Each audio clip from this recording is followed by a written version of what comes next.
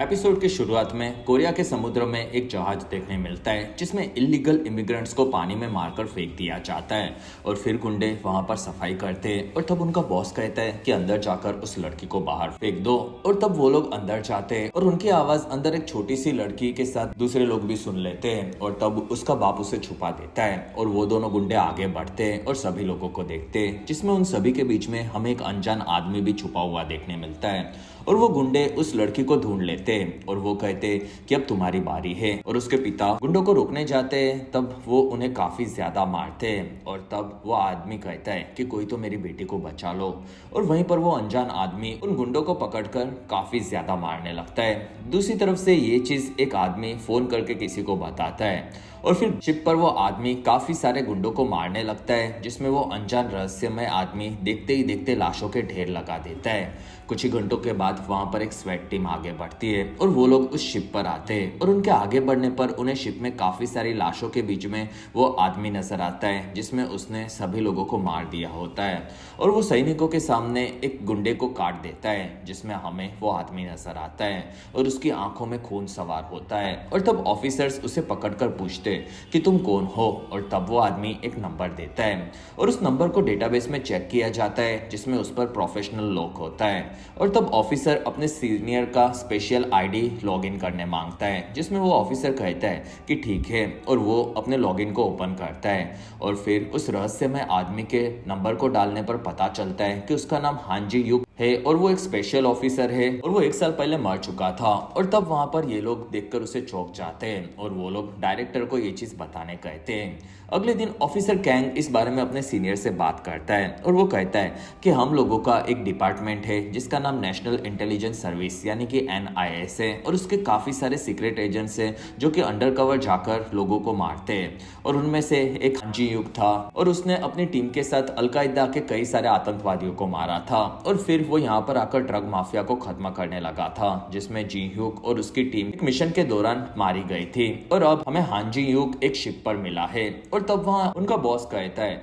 कि हम लोगों को उस शिप पर जाने के लिए एक टिप मिली थी और शायद कोई उसे फंसाना चाहता होगा जिसमें अब वो मरकर जिंदा हुआ है और तुम लोगों को उसके बारे में पता लगाना चाहिए। दूसरी तरफ से स्वेट वाले हांजी युक को लेकर निकलते हैं और तब NIS वाले आकर उन्हें रोकते हैं और वो लोग हांजी युक को देखते हैं और वहां से हांजी युक को डॉक्टर के पास भेजकर उसे चेक कराया जाता है जिसमें उसके पूरे दिमाग को स्कैन करने के बाद डॉक्टर कहते हैं कि वो पिछले 1 साल में उनके साथ क्या हुआ वो सब भूल चुका है और ये चीज किसी ने उसके दिमाग के साथ छेड़छाड़ करके की है जिसमें 1 साल पहले ही वो मरा था। ये चीज भी हमें रिपोर्ट से पता चली है और तब एक साइकेट्रिस्ट डॉक्टर के पास हांजी युक को बिठाया जाता है और वो पूछती है कि क्या तुम्हारा नाम हांजी युक है और तब वो हाँ कहता है और वहां उसे पूछा जाता है कि क्या तुम्हें कुछ भी 1 साल का पहले का याद है और तब वो मना कर देता है और उसे उसके साथियों के बारे में पूछा जाता है जो कि उसे याद नहीं आता और तब डॉक्टर कहती है कि तुम्हारे साथी तुम्हारे साथ मारे गए थे और ये सुनकर हांजी युक भड़क जाता है और उसे पता होता है कि मिरर के पीछे उसके बॉस है और वो लोग उसे देख रहे हैं और वो कहता है कि तुम लोगों को मेरे सामने आकर मुझसे बात करनी चाहिए जिसमें वहां पर कैंग और उसकी सीनियर किम दोनों देखते हैं और फिर डॉक्टर कहती है कि वो सब सच बोल रहा है और तब किम कहती है कि हम लोग आगे इस बारे में पता लगाएंगे और फिर कहानी 1 साल की पहले के देखने मिलती है जिसमें हांजी युक एक बिल्डिंग में होता है और वहां से 2 गुंडे आगे बढ़ते और एक लिफ्ट में घुसते और तब उनके बारे में हांजी युक के साथी बताते हैं और तब हांजी युक भी आगे बढ़ता है और वो उसी लिफ्ट में घुसता है और नीचे जाते वक्त वो दोनों को वहीं पर मार देता है और तब वहां पर उसकी टीम आती है और वो उन सभी के ID और DNA के साथ उनके फोटोज लेकर निकल जाते हैं जिसमें उनके अड्डे पर आने पर उन्हें काफी सारा ड्रग्स मिलता है और तब वो पूरी टीम उनके सभी ड्रग्स को जलाकर वहां से निकल जाती है और फिर वो लोग अपने घर पर बातें करते हैं जिसमें हांजी युक के साथी कहते हैं कि हमें थोड़ा ड्रग्स लेकर बेच डालना चाहिए था और तब उसका दोस्त कहता है कि इससे शायद तुम्हारी गर्लफ्रेंड खुश हो जाए और वहाँ हांजी युक को बाहर से आवाज आती है और तब तीनों गन लेते हैं जिसमें हांजी युक आगे बढ़ता है और वो देखता है कि वो दरवाजा लॉक है जिसमें पीछे सभी चीजें स्टन होती है और कोई भी हिल नहीं रहा होता और इस चीज से हांजी युक चौंक जाता है जिसमें वहां पर डोंग नाम का एक डॉक्टर आकर कहता है कि धीरे धीरे सांस लो और असल में डोंग नाम के हिप्नोसिस डॉक्टर ने हांजी युक को कंट्रोल में लिया होता है और वो कहता है कि तुम्हें ये सब धीरे धीरे याद करना है, जिसमें हान जी युक खुद को एक अंधेरे में पाता है और उसके शरीर पर अंधेरा छाने लगता है और तब वो काफी तड़पता है, जिसमें डोंग उसका हिप्नोसिस रोक देता है और वहां पर हान जी युक उठता है और वो एक पेन से खुद की जान लेने चाहता है और तब कैंग अपने हाथों में पेन लगाकर उसे रोक देता है और फिर वो हान जी युक को संभालता है और फिर वो इस बारे में किम से बात करता है और तब किम पूछती है कि तुम आगे क्या सोच रहे हो और तब हान जी युक कहता है कि मैं सोच रहा हूँ कि उसे हम फिर से काम पर लगा दे और मैं उस पर नजर रखूंगा। और तब किम कहती है कि हमारे डिपार्टमेंट में अभी भी बहुत लोगों को लगता है कि हान जी युक ने ही अपने साथियों को मारा है और मुझे पता है कि तुम उसे हमारी सर्विस में लाए थे और इसी वजह से तुम उसे काफी पसंद करते हो,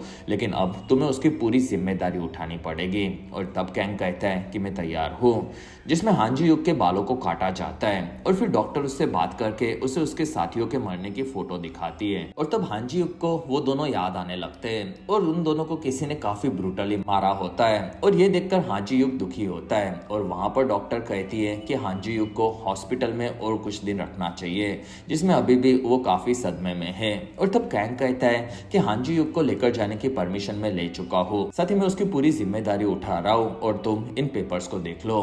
कुछ दिनों के बाद हान जी युक वहां से अपने अपार्टमेंट में आता है और फिर वो लिफ्ट में आता है और तब एक आदमी भी उसके साथ घुसता है और वो फ्लोर का बटन नहीं दबाता और तब हान जी युक को शक होता है कि वो उसे मारने आया है और वो दोनों लिफ्ट में से बाहर आते हैं। तब हान जी युक उस पर नजर रखता है और वो लड़का अपने में कमरे में घुसता है और तब जाकर हान जी युक को शांति मिलती है और वो अपने घर पर आता है। तब उसे दरवाजे पर एम मार्ट का एक पेपर मिलता है और फिर हान जी युक वहां से आकर पूरे घर को देखता है, जिसमें वहां पर वो पूरा दिन सोचता है और रात को उसे उसके शरीर पर काफी सारे घाव नजर आते हैं, जिसमें उसे उनके बारे में कुछ याद नहीं होता।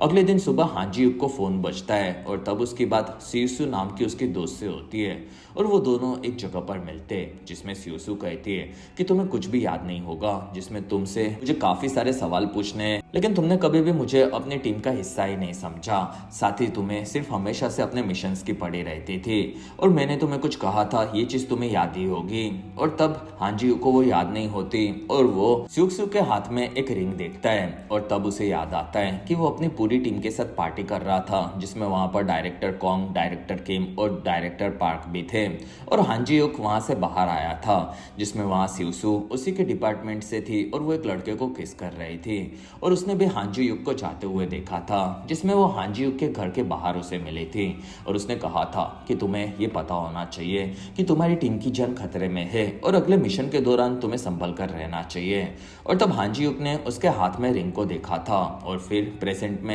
सियुसु कहती है कि तुम्हारे दोनों साथियों को इतनी ब्रूटली मारा गया है कि उनकी शक्ल भी पहचान में नहीं आ रही, साथ ही तुमने उन्हें देखा है, जिसमें तुम्हें ये चीज याद रखनी चाहिए और फिर उनके किलर्स को कैसे भी ढूंढकर उन्हें खत्म करना चाहिए, जिसमें तुम काफी काबिल हो और ये चीज खुद से कर सकते हो। और तब हान जी युक कहता है कि तुम और चीफ हेडक्वार्टर में थे और मैं पूरी तरह से तुम लोगों से अलग हो चुका था, जिसमें तुम लोगों को 300 किलोमीटर दूर मैंने शिप पर होने के बारे में कैसे पता चला होगा।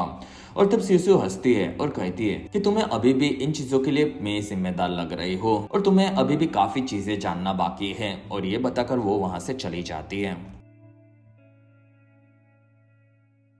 और वहां से बाहर आने पर हान जी युक को फिर से उसका पड़ोसी दिखता है, जिसमें इस बार उसका शक काफी बढ़ जाता है क्योंकि वो हमेशा उसके आसपास होता है और तब वो उसे पकड़ने जाता है, लेकिन वहां पर उसका पड़ोसी जाकर एक लड़की से मिलता है और वो दोनों निकलते हैं और ये देखकर हान जी युक कंफ्यूज हो जाता है और फिर वो घर पर आकर अपने मरने वाले साथियों के फोटोज देखता है, जिसमें उनके पास काफी सारा सामान होता है और किसी ने उनकी गोली मारकर हत्या की थी, ये उसे याद आता है और वो इस बारे में और भी सोचता है और उसे उसके दोनों साथी काफी याद आते हैं और तब वो डिसाइड कर लेता है कि कैसे भी वो खुद के और उनके बारे में पता लगा कर रहेगा, जिसमें हान जी युक भाई जिम जाकर अपनी इतनी बॉडी के बावजूद और भी ज्यादा बॉडी बनाता है और फिर वो बाहर आता है और तब उसे एक कार उसके पास दिखती है, जिसमें हान जी युक घर पर जाकर उसके पास से गुजरने वाली हर एक कार के नंबर को लिख कर रखता है और वो समझ जाता है कि एक कार उसका बार बार पीछा कर रही है और तब वो अपना पासपोर्ट लेता है और घर से टैक्सी में एयरपोर्ट जाने निकलता है जिसमें वो कार उसके पीछे होती है। और तब टैक्सी के बस के आगे रुकने पर वो कार भी टैक्सी को देखने चाहती है और फिर वो दोनों गाड़ियां एयरपोर्ट पर आती है। और टैक्सी के रुके रहने पर वहां पर कार में से एजेंट्स निकलकर टैक्सी को देखते जो कि खाली होती है। और वहां ड्राइवर कहता है कि वो आदमी बीच में उतर गया और उसने मुझे यहाँ पर आने के लिए काफी पैसे दिए थे। जिसमें दूसरी तरफ हान जी युक एक डॉक पर आता है और वहां ऑफिसर्स को वो काफी अजीब लगता है। और तब हान जी युक वहां से दूसरी तरफ आता है और ऑफिसर्स उसके पीछे आकर उसे रोककर उसका पासपोर्ट मांगते हैं। और तब हान जी युक उन्हें पासपोर्ट दिखाता है और वो वहीं पर दोनों को पकड़कर बेहोश कर देता है। लेकिन वहां पर एक लड़का उसका वीडियो बना लेता है। और फिर हान जी युक वहां पर एक टिकट लेकर एक क्रूज में आता है और उसके ऊपर आने पर उसे वहां पर डायरेक्टर कैंग मिलते हैं, जिसमें वो दोनों पास्ट में साथ में आकर बात कर रहे थे। जिसमें कैंग ने कहा था कि तुम्हारी बॉडी की हालत अभी भी काफी खराब है। और फिर वो उस पेपर्स को फाड़कर फेंक देता है और वो कहता है कि तुम मेरे तलाशे गए सबसे बेस्ट एजेंट्स में से एक हो और तुम्हारे साथ काफी बुरी चीजें हुई है, लेकिन अभी भी मुझे तुम पर पूरा भरोसा है और मैं चाहता हूँ कि तुम इस जगह से निकल खुद के बारे में और भी चीजें पता लगाओ। और प्रेजेंट में कैंग कहता है कि क्या तुम्हें कुछ पता चला? और तब हांजी कहता है कि नहीं, अभी तक बिल्कुल नहीं। और तब कैंग उसे उसकी गन देता है और वो कहता है कि तुम्हारे मर्डर की जगह पर ये मुझे मिली थी और तुम अब फिर से ऑफिस ज्वाइन कर रहे हो जिसमें लोगों को तुमसे प्रॉब्लम होगी, लेकिन तुम्हें कैसे भी सभी चीजों को पता लगाना है। और तब हांजी कहता है कि हाँ। और तब कैंग कहते हैं कि मैं डायरेक्टर पार्क से बात करूंगा। अगले दिन हान जी युक अपने घर पर आकर तैयार होता है और फिर वो सूट पहनकर एक मेमोरियल के पास आता है और वहाँ के खुफिया रास्ते से आगे बढ़कर वो एनसीआई के बेस में दाखिल होता है। और वहाँ पर दो लोग टाइम पास कर रहे होते हैं और तब हान जी युक उन्हें डराता है और फिर वो दोनों अपने काम में लग जाते हैं। और तब हान जी युक वहाँ से आगे बढ़ता है और अंदर डायरेक्टर पार्क के पास उनका एक साथी एक नई एजेंट के बारे में बताता है और वो कहता है कि वो लड़की काफी काबिल है, जिसमें उसकी पढ़ाई में स्कोर्स बेहतरीन थे। और तब पार्क कहते हैं कि उसके लिए फील्ड जॉब कैसा रहेगा। और तब ऑफिसर कहते हैं कि नहीं, उसके लिए डेस्क जॉब ही बरोबर रहेगा। और तब पार्क कहते हैं कि हान जी युक को बुलाओ, जिसमें उसी ऑफिस में हान जी युक एक जगह पर अपना निशाना ट्राई करता है, जिसमें उसका निशाना अभी भी काफी बेस्ट होता है और हान जी युक इस चीज से खुश होता है। लेकिन वहां पर वो देखता है कि एक लड़की भड़की हुई गोलियां चला रही है और उसका निशाना भी काफी खराब है। और तब हान जी युक उसके जूते देखकर आगे बढ़ता है और वो आकर डायरेक्टर पार्क से मिलता है, जिसमें पार्क कहते हैं कि मेरी बात कैंग से हुई और तुम अब काफी हद तक ठीक लग रहे हो, जिसमें 1 साल पहले हुए हादसे से अभी भी हमारे लोग काफी कंफ्यूज हैं। और क्या तुम्हें सच में कुछ भी 1 साल में क्या हुआ ये याद नहीं? और तब हान जी युक मना करता है, जिसमें पार्क हंसता है और वहां पर पार्क हान जी युक को जिंजू नाम की एक लड़की से मिलवाता है और वो कहता है कि हान जी युक और तुम दोनों अब साथ में काम करोगे। और तब हान जी युक उसके जूते देखकर समझ जाता है कि वो वही लड़की थी जिसका निशाना काफी खराब था। और तब जिंजू हान जी युक को भी हेलो कहती है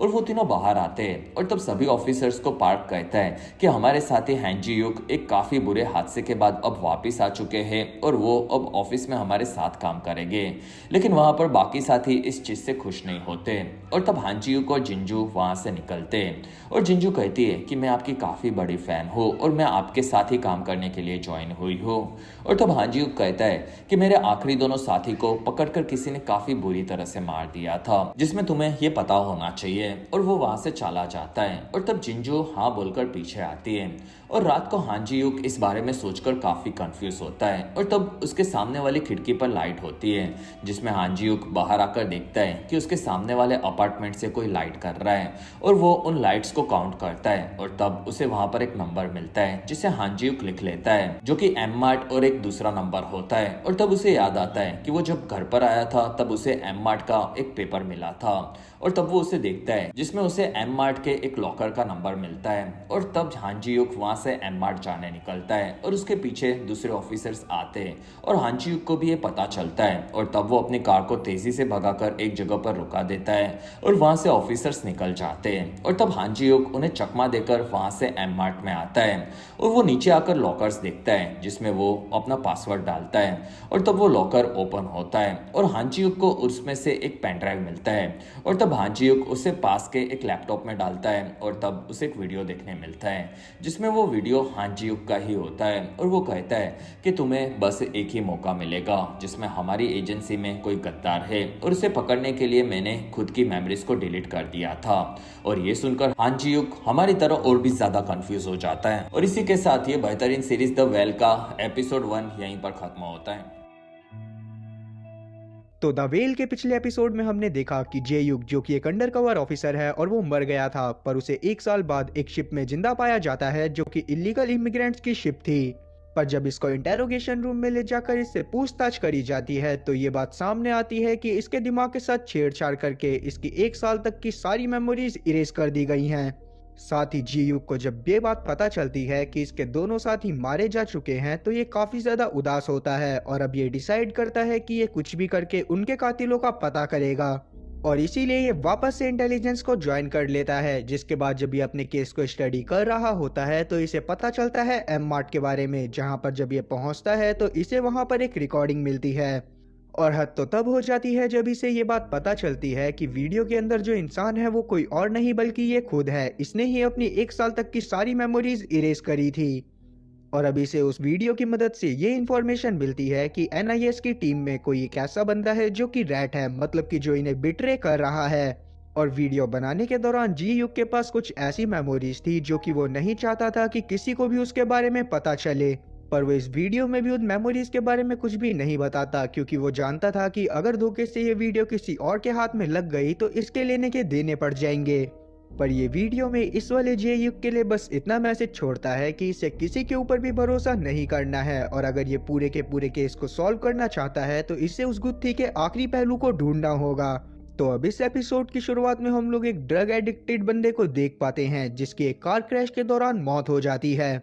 और वहीं हम लोग जी युग को भी देख पाते हैं जो कि अभी भी अपने ही वीडियो के बारे में सोच रहा था जिसमें इसे यही बोला गया था कि अगर तुम्हें NIS के गद्दारों को पकड़ना है तो तुम्हें पहेली के आखिरी हिस्से को ढूंढना होगा। तब इसकी कलीग इसे काफी सारी चीजों के बारे में बताने लगती है, पर जी युग का तो उन पर ध्यान ही नहीं था और इसीलिए बाद में वो उसे चुप करवा देता है और वहां से चला जाता है। और आगे जी युग वापस से सोचना चालू करता है क्योंकि वो किसी भी तरह से उस धोखेबाज को पकड़ना चाहता था जिसकी वजह से इसके साथियों की जान गई थी। साथ ही वो धोखेबाज क्योंकि NIS में से ही कोई था इसीलिए जे युग किसी के ऊपर भरोसा भी नहीं कर सकता था। आगे इसकी मुलाकात सुयान से होती है जो कि इससे अच्छे से बात नहीं करती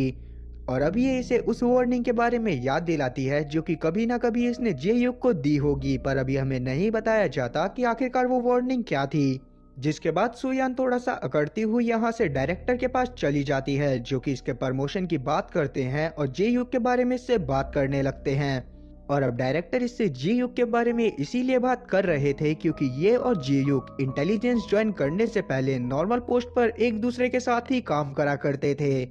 जिसके बाद जी युग के बारे में इन दोनों की और भी काफी सारी बातें होती हैं और एट लास्ट डायरेक्टर इससे बोलते हैं कि तुम जी युग के ऊपर हमेशा नजर बनाकर रखना। और वहीं हम लोग जी युग को देख पाते हैं जो कि जब शूटिंग रेंज की तरफ जाता है तो यहाँ पर एक ऑफिसर शूटिंग प्रैक्टिस कर रहा था जिसे यह बड़े ध्यान से देखने लगता है। जी युग सबके ऊपर ही कड़ी से कड़ी नजर बनाकर रखे हुए था ताकि ये जल्दी से जल्दी ट्रेटर को फाइंड आउट कर सके। आगे जब ये अपने घर में पहुंचता है तो यहाँ पर इसने 4 फोटो को जमा कर रखा हुआ था जो कि 4 उन्हीं लोगों की फोटो थी जिनसे ये ज्यादातर अपने ऑफिस में मिला करता था। तब ये उन 4 लोगों की फोटो को दीवार पर लगाता है जो कि इसके हिसाब से सस्पेक्ट हो सकते थे। अब ये 4 लोग थे डोंग, सियोयिन, जिनसुक और पालो। और वहीं दूसरी तरफ हम लोग एक गैंग को देखते हैं जो कि अपने वाइस प्रेसिडेंट के साथ मजे कर रही थी और इनके बारे में जब पालो को पता चलता है तो वो तुरंत ही उनके पास जाता है क्योंकि ये काफी समय से उनके पीछे था। और कहीं ना कहीं इस गैंग के पीछे जाने का पालो का मकसद ये भी था क्योंकि जी युग जब 1 साल पहले गायब हुआ था तो वो इसी गैंग के बारे में इन्वेस्टिगेशन कर रहा था। तब ये उन गैंग के बारे में और ज्यादा पता करने की कोशिश करता है और दूसरी तरफ हम लोग वापस से जी युग को देख पाते हैं जो कि कुछ फाइल को स्टडी करने की कोशिश कर रहा था जो कि एक NIS एजेंट डोंग से रिलेटेड थी जिसकी काफी समय पहले ही मौत हो गई थी। अब यहाँ से हम 2 साल पहले का एक सीन देख पाते हैं जब जी युग डोंग से मिला था जो कि उस समय चाइना के ही हवाईयन गैंग को पकड़ने के पीछे लगा हुआ था। साथ ही डोंग जी युग को भी वार्न करता है कि वो उन लोगों के पीछे ना जाए क्योंकि कहीं ना कहीं वो लोग बहुत ज्यादा खतरनाक हैं। पर उस समय पर डोंग को ही उस गैंग का केस मिला हुआ था। पर जब वो वहां पर अपने 2 साथियों के साथ जाता है तो उसके कुछ समय बाद खबर आती है कि इन तीनों को ही उन गैंग वालों ने मार दिया है। और इन्हीं 3 एनआईएस एजेंट की मौत के बारे में पता करने के लिए जी यूक और साथ ही उसकी टीम को भेजा गया था, जिसके बाद उसके तो 2 साथी मारे गए, लेकिन जी यूक अभी जिंदा बच गया और इसीलिए वो डिसाइड करता है कि वो इस गैंग वालों का पर्दाफाश कर कर ही रहेगा। और अब यहाँ से सीन प्रेजेंट में आता है, जहाँ पर हमें पता चलता है कि इस गैंग के पीछे सिर्फ पुलिस वाले ही नहीं बल्कि एनआईएस के एजेंट भी पड़े हुए थे, क्योंकि इस गैंग के लोग यहाँ के लोकल लोगों को ड्रग की आदत लगवाकर उन्हें ड्रग बेचते हुए पैसे कमाया करते थे। और अब इस गैंग के वाइस प्रेसिडेंट को पकड़ने के लिए जी यूक अपने एक खबरी को फोन करता है जिसका नाम था गिल। जिसके बाद ये गिल की मदद से काफी सारे लोगों को पकड़ता है जो कि हवाईयन गैंग के ही मेंबर थे। अब हवाईयन गैंग के इस एरिया में मौजूद लगभग सारे लोग पकड़े जा चुके थे जिनके बारे में इंफॉर्मेशन गिल को थी। और फिर एक दिन वहां के लोकल पुलिस वालों को हैंग चियो के बारे में खबर मिलती है जो कि इसी गैंग का वाइस प्रेसिडेंट था। तब ये लोग चियो को पकड़ने के लिए जाते हैं, पर जब ये वहां पर पहुंचते हैं तो चियो वहां से भागने की कोशिश करने लगता है, लेकिन जब वो भाग रहा था तो बाहर ही काफी सारे पुलिस वाले उसे घेर कर खड़े हो जाते हैं और इस तरह से इनका वाइस प्रेसिडेंट भी पकड़ा जाता है। पर जब ये लोग उसको पुलिस स्टेशन में लेकर पहुंचते हैं तब पुलिस स्टेशन में एक कॉल आता है और दूसरी तरफ से एक मिस्टीरियस आदमी बोलता है कि इन्होंने एक पुलिस वाले को होस्टेज बनाया हुआ है और अगर ये जल्दी से जल्दी चियो को नहीं छोड़ेंगे तो वो लोग इस पुलिस वाले की जान ले लेंगे। तब सभी पुलिस वाले डर जाते हैं और दूसरी तरफ हम लोग जी युक को देख पाते हैं जो कि डॉन क्यून के साथ जिनसुक से मिलने के लिए जा रहा था। फिर जब ये लोग लिफ्ट में होते हैं तो यहाँ पर डॉन क्यून इसे मना करता है कि जिनसुक इसे कोई भी ऑर्डर दे उसको फॉलो नहीं करना। तब इस पर जी युक भी हाँ में सर हिलाता है और इसके बाद हम लोग जिनसुक के रूम में एक मीटिंग होते हुए देख पाते हैं जहाँ पर ये लोग चियो के बारे में ही बात कर रहे थे। और अब जब चियो की फोटो दिखाई जाती है तो यहाँ पर जी युक बताता है कि ये इसके बारे में बहुत अच्छे से जानता है जो कि हवाईयन गैंग का वाइस प्रेसिडेंट है, क्योंकि ये पहले इसके ही केस के बारे में इन्वेस्टिगेट कर रहा था। और यहीं पर अब पालो भी बताता है कि अभी अभी खबर आई है कि हवाईयन गैंग ने पुलिस वाले की जान ले ली है, क्योंकि इन लोगों ने चियो को पकड़ लिया था और उनके कहने पर भी इन्होंने चियो को नहीं छोड़ा।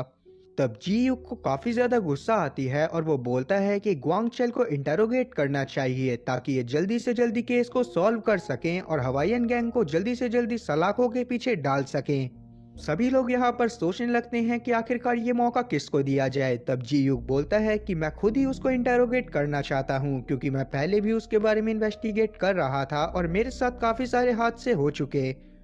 और इसीलिए ये यहाँ पर अपने सभी सुपीरियर की इजाजत लेता है ताकि ये ग्वांगचेल को इंटेरोगेट कर पाए। पहले तो कोई भी इस चीज के लिए नहीं मान रहा था, पर बाद में जिनसुक के कहने पर सभी लोग मान जाते हैं कि जी युक ही उसको इंटेरोगेट करेगा। जिसके बाद जी युक तुरंत ही साउथ मूवीज की हीरो की तरह उसके रूम में जाता है और उसको सस्ता प्रसाद देना चालू करता है। जिसके बाद ये इसको बहुत बुरी तरह से मारने के बाद इससे पूछताछ करना चालू करता है, पर चैल बहुत ज्यादा ढीठ था इसीलिए वो इसको अभी भी कुछ भी नहीं बता रहा था।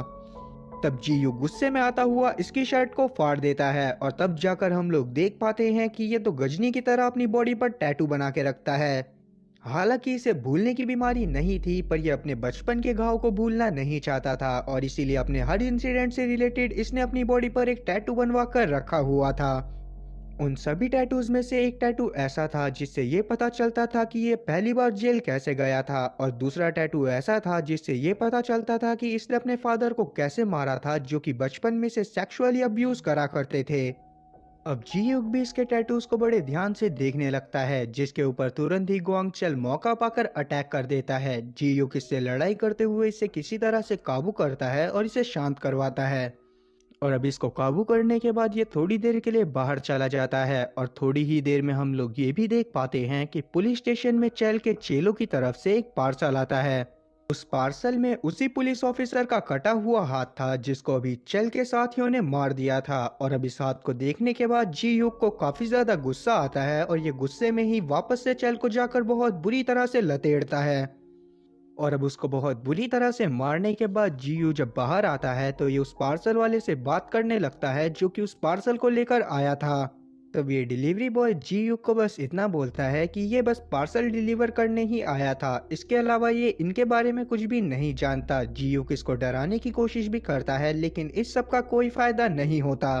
और अब क्योंकि रात भी बहुत ज्यादा हो गई थी इसलिए जी युग भी अपने घर की तरफ जाने लगता है, जहां रास्ते में इसको इसकी कलीग का कॉल आता है जो कि इसे बताती है कि इन्होंने चेल के फोन को रिस्टोर कर लिया है, जिसमें इसे इसके 12 बजे एयरपोर्ट पर होने के सबूत मिले हैं। तब जी युग इससे और ज्यादा इंफॉर्मेशन फाइंड आउट करने को बोलता है। वहीं हम लोग पुलिस स्टेशन में देखते हैं कि यहाँ पर काफी सारे लोग आ जाते हैं जो कि ये क्लेम कर रहे थे कि वो लोग चाइना के रहने वाले हैं और यहाँ पर इलीगल इमिग्रेंट बनकर रह रहे हैं।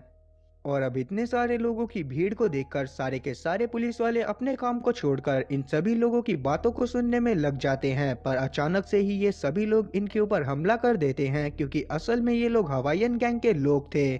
जो कि यहाँ पर चेल को छुड़वाने के लिए ही आए हुए थे। यहाँ पर ये सभी लोग पुलिस वालों को बहुत बुरी तरह से मारते हैं और दूसरी तरफ हम लोग जी युग को देख पाते हैं जिसे अचानक से कुछ याद आता है और वो अपनी गाड़ी को पुलिस स्टेशन की तरफ मोड़ देता है।